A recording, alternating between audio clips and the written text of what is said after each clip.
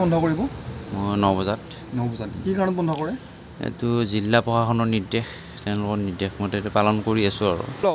এক মৃত্যুৰ যন্ত্ৰণালৈ ঠেলি দিছে আমি তেওঁৰ মুখেৰে জানিব খুজিছোঁ আপুনি ফাৰ্মাচীখন বন্ধ কৰিলে হয় AIN লাইভৰ বাতৰি প্ৰভাৱ ৰোগীৰ বাবে নিশাও খোলা থাকিব ফাৰ্মাচী কথা হ'ল জিলা প্ৰশাসনৰ নিৰ্দেশ ৰোগীৰ বাবে নিশাও খোলা থাকিব জৰুৰী সেৱাৰ ফাৰ্মাচী আজিৰ পৰা কাৰ্যকৰী হ'ব জিলা প্ৰশাসনৰ এই নিৰ্দেশ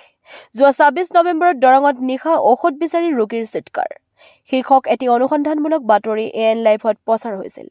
ৰাইজৰ মাজত প্ৰতিক্ৰিয়াৰ সৃষ্টি হোৱাৰ পিছতে তৎপৰ হৈ পৰে জিলা প্ৰশাসন